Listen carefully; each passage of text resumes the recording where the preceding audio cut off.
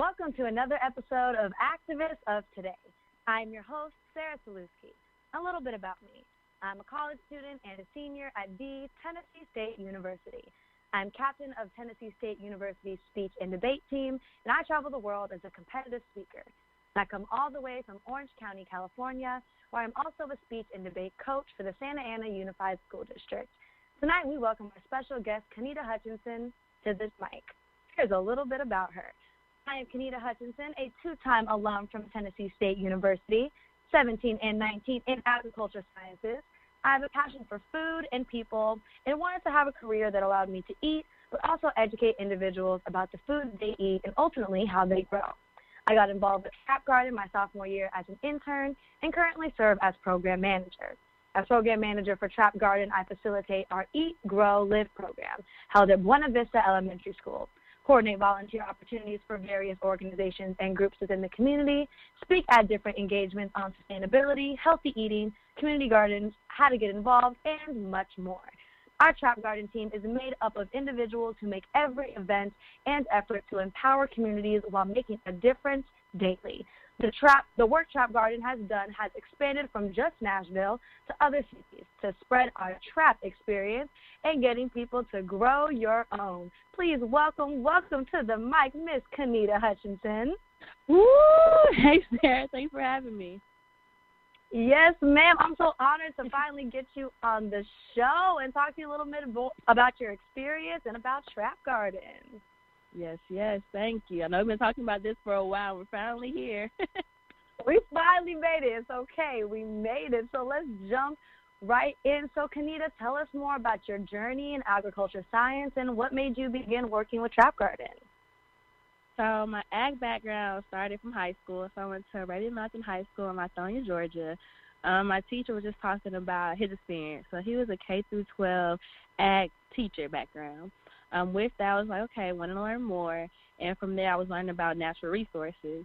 So just his experience talking about how you get a chance to talk to different people, learn about different backgrounds, get a chance to socialize, travel, and try different foods. I said, you got me sold right there on that. So from there, I decided to choose Tennessee State University as my choice for undergrad in both my grad department for that reason. Just getting the exposure to actually learn more about how our food grows, just the different aspects of it, and then just seeing how people really connect through food. I know my mom always said the best way to anyone's heart is through their stomach. And so from there, getting a chance to seek out different internships throughout my freshman and sophomore year, and one of my professors sent us an email about Trap Garden. So the founder, Rob Horton, he's the one that kind of had an interest in looking for some interns to help out with his programs that he had going on in Nashville.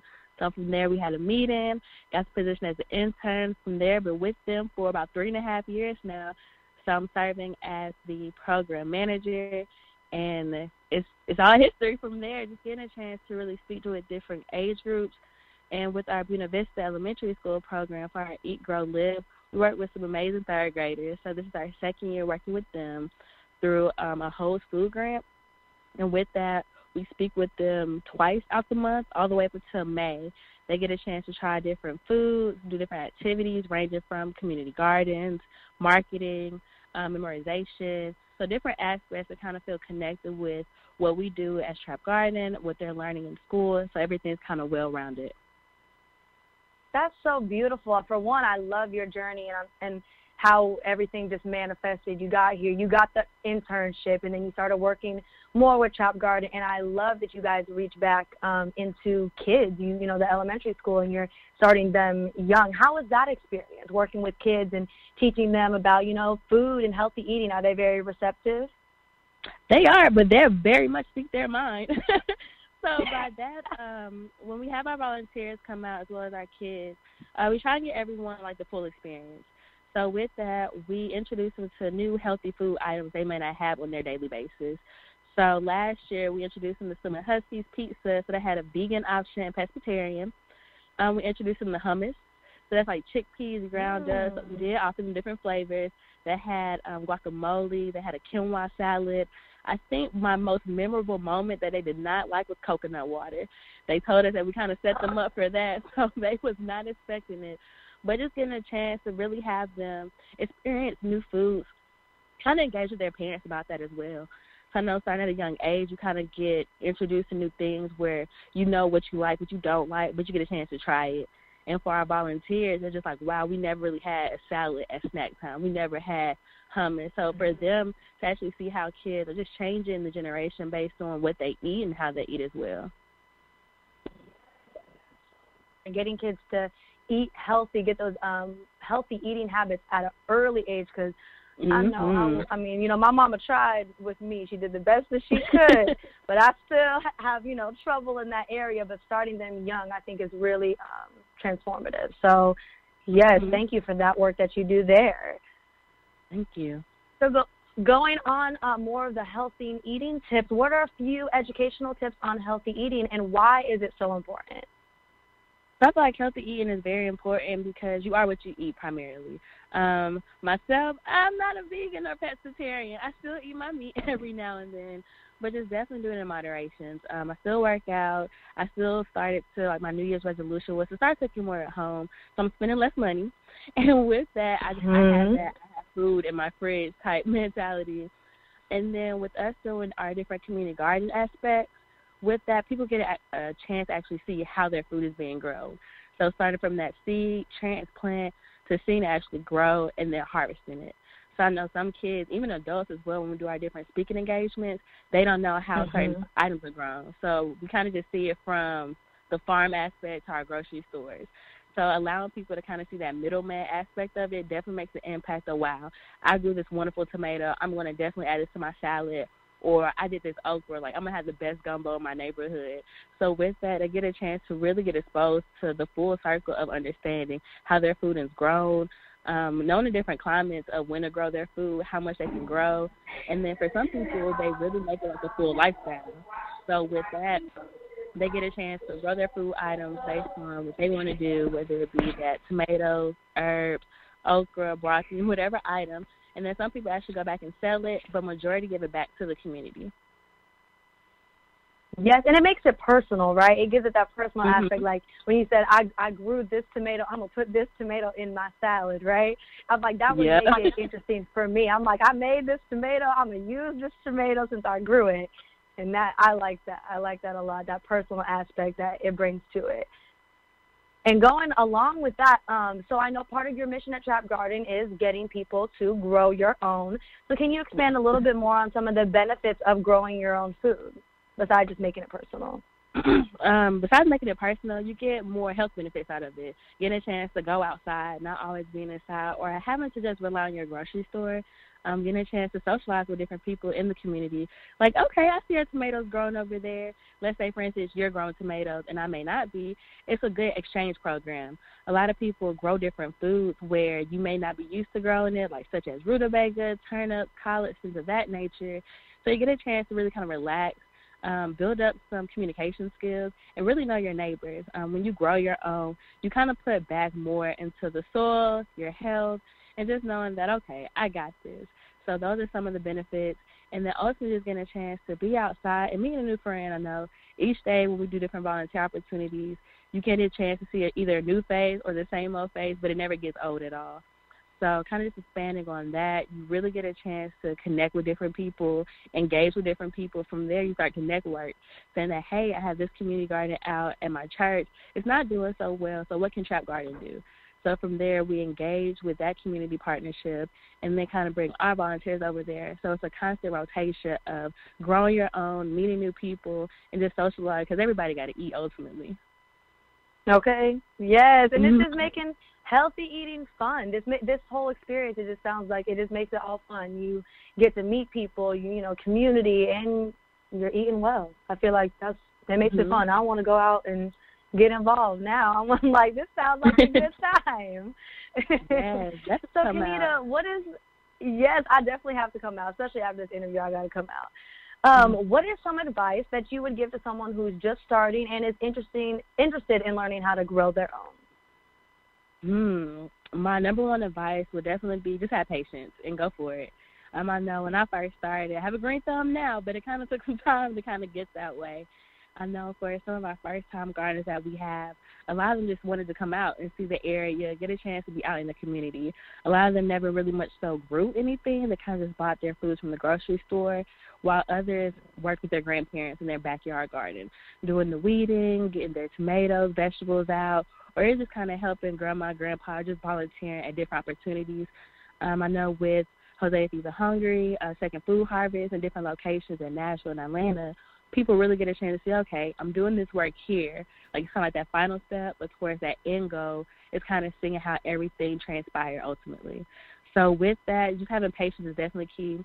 And kind of just talking to different people. I know my friends get on me sometimes. I love talking to my plants. So I do have some flowers and some plants in my apartment, and it does make a difference. I know in hospitals they're doing studies on how plants can actually improve an individual's health from just being in a hospital. I know when people receive flowers, whether it be their birthday, Valentine's Day, holidays, or just because, you really feel that sensation of being that warmth inside. So I definitely would say just patience is key, and just getting your chance to see what you grew, how things are grown, just having another sense of that living plant around you definitely makes a difference overall. So that would be my advice. Yes, you guys heard it here. Kanita says patience, and that having the live plants around you is going to make you healthier because there's studies on it. So she knows. You heard it here first. Yes, ma'am. So Trap Garden also offers community garden consulting. Could you tell our listeners a little bit more about that service? Yes. So with that, we primarily want to get individuals who are working with either a school garden, church garden, whatever garden, even if they want to start up one. We do the revitalizations and creations of community gardens. So throughout that process, what they can do is either email us at info@trapgarden.org or go on our Instagram page. So I'm kind of plugging in that social media on there as well, and that's at Trap Garden. And so with that, you kind of just give us your proposal and kind of just getting us a chance to know a little bit about you as well as knowing what you want to do with your area. So a lot of times we work in South Nashville, West Nashville, East Nashville, just different areas primarily in Tennessee. And then for locations that's outside of Tennessee, with that calls for a little bit more attention through emails and phone calls. And then from there, trying to make our best steps moving forward to ensure that, hey, this will be our next best possible steps with that, and to make sure that the community garden is for the community, because that's what community gardens are primarily for, getting that food out, depending on if they may live in a food insecurity area where they primarily have grocery stores, but nowhere where they can actually walk to maybe their community garden and say, okay, I can do this, I'm learning, or just even in your apartment, grow some herbs, it's kind of just stationary. So with that, we definitely want to build strong communication and relationship with individuals who want to seek out. So definitely give us an email, a DM, so we kind of build that communication and just start networking more on how you want to get involved with Trap Garden and creating your own community garden within your area. Yes, ma'am. So you guys heard it here first. If you're looking to start a community garden and get some consulting, go ahead and visit Trap Garden's Instagram page and get in touch with them for that service. So I know that Trap Garden also has a campus ambassador program. Could you tell us a little bit about that? Yes. So, excuse me. The Campus Ambassador Program is starting back up as of now for the springtime. We are looking for 2 interns, and that information can also be found on our website. With that, they'll be assisting myself and artists, Donald, Rob, and Kimberly. So with that, we allow them to get experience of what we do as a whole. So they get a chance to get that first-hand aspect of working with our wonderful third graders at Buena Vista Elementary School with our Eat, Grow, Live program, getting a chance to see how we consult with our community members, doing different speaking engagements, creating different tables at different locations. So get a chance to play different games, and with that, they get a chance to be a part of the Trap Garden experience. So with our Campus Ambassador Program, they primarily work within 20 hours for the month because it is starting to get cold, but as it starts to warm up, we start to get really, really in the work outside in the garden. And our major events are primarily during Earth Day and then on the weekend. So we try and do as much as we can with our campus ambassadors, individuals, just kind of to let them know that, hey, you're able to do it. Even if you don't get accepted to the Campus Ambassador Program, you're still able to help out, volunteer, just to get some community service hours out there and just see what we do. Yes, that's so beautiful. And then even if you, I like that you guys said even if you don't get into the program, you still allow them to come and to learn. So apply, listeners, if you're looking for volunteer opportunities or really think Trap Garden is dope, because they are, and want to get involved, reach out to them for this campus ambassador program. That's so beautiful. And so I know you guys are constantly volunteering, which I love. So what are some volunteer opportunities we can look forward to this year in 2020? Woo, it's a whole new decade now. Yes. So with that, our volunteers can definitely look forward to, again, our Eat, Grow, Live school programming. And that's an 8-week educational program that's over at Buena Vista Elementary School. We're working with our, again, wonderful third graders. I really just have to emphasize that because they're very receptive to understanding what we're talking about, knowing about their fruits and vegetables. And I believe their favorite part, I don't believe, but I know, is going outside. Whenever they get a chance to go outside, to be one with nature, I feel like that's really impactful. And then having our volunteers who may garden or may not garden the opportunity. Then again, our campus ambassador programs. And then we also have on our website our volunteer opportunities. So with that, you can see that as well as upcoming events. And so, again, you can definitely look out for that on our website as well as on our Instagram page and Facebook. And I kind of plug in some of those dates for you as well, too. So for the remaining of this school year, we have January 29th, February 12th, February 26th, March 11th, March 25th, April 15th, and April 29th.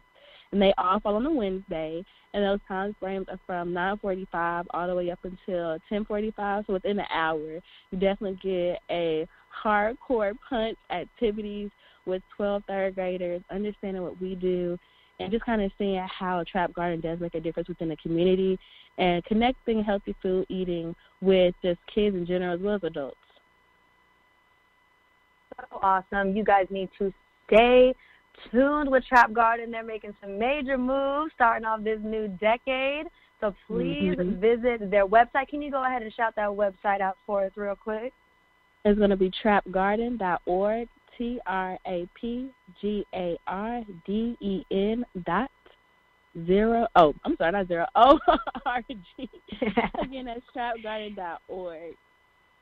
Yes, ma'am. So besides just, the Campus Ambassador Program and working with the third graders, what are some other ways that listeners can get involved with Trap Garden? If that's donating, or what else can they do? Yes, they can definitely donate. With donating, they'll primarily go to our educational programs, or if we go to any other cities, it definitely helps out with that. We're starting up different monumental items that have in the garden. So I know at our South Nashville location, we're going to start doing different raised beds, which can be either dedicated to organization, individual.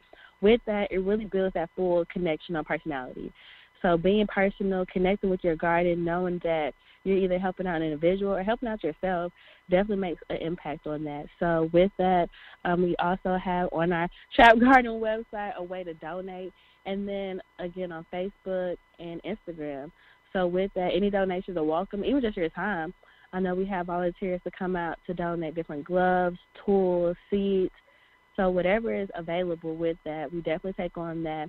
And then a lot of people sometimes associate nonprofit with no profit, but we really kind of turn that all the way around. So we get wonderful donations. And then with us building on these partnerships, doing grants, it definitely does make a difference all the way around throughout the community and for the Trap Garden team. I love that. And I have to say, you guys have so many different ways that the community can get involved with you, whether they're in Tennessee or whether they're outside of Tennessee, or just the city of Nashville. And I really think that that's crucial and important. So, claps to you guys, because that's definitely key, especially when it comes to nonprofit organizations and giving back. You guys do a really great job at letting people know that there's so many different ways that you can get involved and make a difference. Thank you. Yeah, we try. We definitely try because, like a lot of people say, when they're moving into the city and don't really know what to do, whether it be towards volunteering opportunities or what's there to do in Nashville, just giving them a chance to be exposed to various things really does make an impact on them, to tell a friend. So you have that chain reaction on just getting more volunteers out and just building up that connection all the way around. Absolutely, absolutely. So, Kanita, I asked all my guests this question. Why do you believe activism in this day and age is so important? Because if you won't do it, who will? I'm just going to leave it straight at that. Activism is definitely important because a lot of times people either don't see individuals that look like them, who have the same interests as them. So if they see someone that's doing it and doing a successful job of it, as well as having a big positivity within their community, especially with you, I know your voice is definitely powerful on what you do, how you do it. And I know for myself, working with Trap Garden, my hands and my voice definitely play a big role in that. So activism, if you get a chance to do it yourself, help it influence somebody else definitely makes a big difference. That representation, seeing somebody who looks like you do something different, or maybe something that hasn't been done before that you're interested in, and you're like, oh, wait a minute, maybe I can do that. It's, paving that way for somebody else. And you guys at Trap Garden definitely do that. So thank you so much for everything that you do. Thank you. Yeah, so one more time, can you tell us how listeners can get in contact with you and Trap Garden? Can you shout out the Instagram and the website one more time for our listeners? All right, listeners, what you can do is go to our website at trapgarden.org. Our social media outlets on Instagram and Facebook is going to be Trap Garden as well, and it's all one word, so you don't have to worry about any spaces or anything. And with that, you can shoot us an email at info@trapgarden.org, and then from there you can also give us a direct message on Instagram and Facebook. And with that, our turnaround time for that communication for a response is within 24 to 48 hours. Beautiful. You heard it here. Kanita, I want to thank you one more time. Thank you so much for coming on this platform and sharing more with us about what you do and what you do at Trap Garden specifically. Thank you so much for your service. I'm definitely going to get involved with you guys before I finish up my final semester here at Tennessee State University. I'm excited. I'm going to be there. I'm telling you. Yes, ma'am. And then, like I said, I'll definitely shoot you a text message, email. Like I said, whatever we send out to you, feel free to send it out to your friends, peers, just people in the community as well. And we try and get everyone to have that trap experience all the way around, no matter how young, how old, or how much wisdom they have. We're always willing and excited to have different people out to work in the gardens. Yes, ma'am. Thank you so much. I'm going to be talking to you soon, okay? Thank you. And thanks again for having me on. Of course. We're going to do this again sometime soon, okay? Yes. You enjoy the rest of your evening. Good love. Talk to you soon. Okay. Bye-bye. Bye-bye. Thank you for tuning in to another episode of Activists of Today. I've been your host, Sarah Sulewski. I would like to give a special thanks to my boss, Ashley Little. You all may follow me on Facebook at Sarah Sulewski or on Instagram at Sarah_Sulewski. Thank you.